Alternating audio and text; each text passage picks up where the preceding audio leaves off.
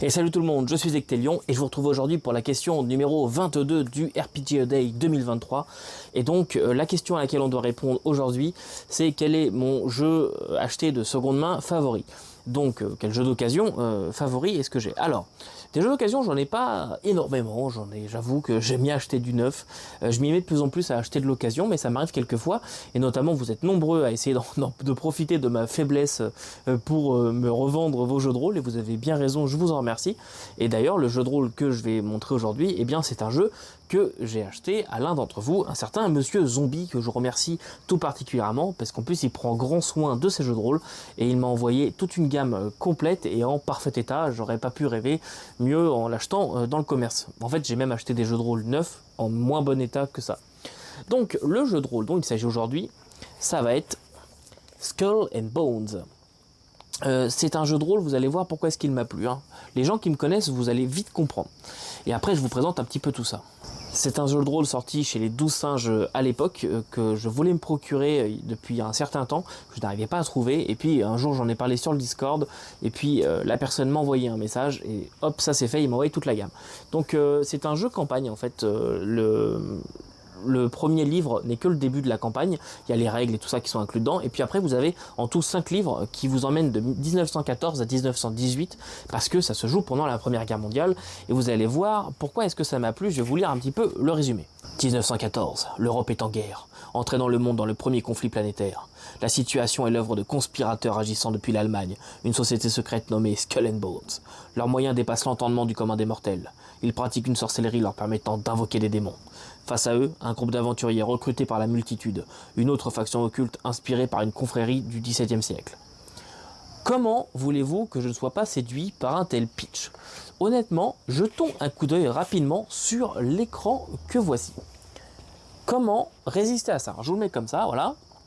Alors, on a des voitures qui font vroom vroom, des gens qui tirent avec des mitraillettes, des fucking loups-garous en chest. Honnêtement, je ne peux pas résister à ça. On a des avions qui font... qu'est-ce qu'ils font les avions? Vroom vroom aussi, bon voilà. Et puis on a des harpies. Des harpies avec des avions et des loups-garous, moi je suis fan. Et puis on a même des fucking zeppelins qui volent. Honnêtement, je ne peux qu'être fan. Que voulez-vous que je vous dise de plus? Forcément, je suis fan.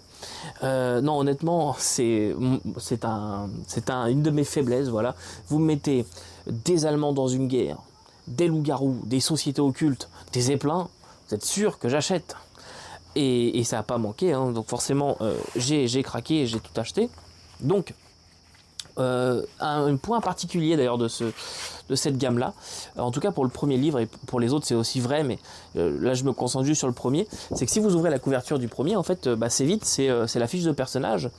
Et pourquoi est-ce que c'est vide? Parce qu'en fait le livre est divisé en plusieurs livrets qui se mettent dedans et qui sont entourés par l'écran de jeu que je vous ai montré. Donc en fait les livrets viennent se mettre à l'intérieur et hop, on replie comme ça et on replie dans la couverture. Et moi je trouve ça très cool.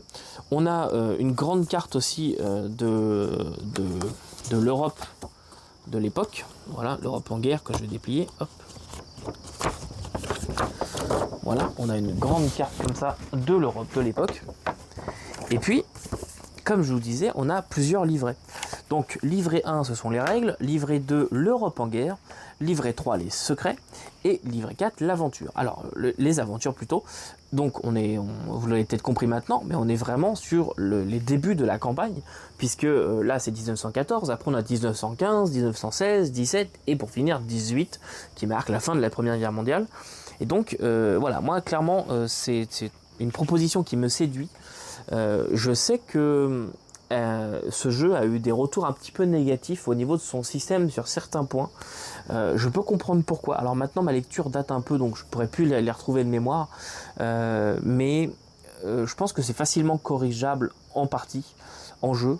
Donc à voir, de toute façon je vous en ferai une critique complète quand le temps sera venu. En tout cas voilà pour la question numéro 22 et on se retrouve demain pour la 23. J'ai plus aucune idée de quoi il s'agit, mais en tout cas n'oubliez pas que vous ne pouvez pas tout lire et tout faire jouer, mais vous pouvez toujours essayer, surtout s'il y a des loups-garous en chest. Salut.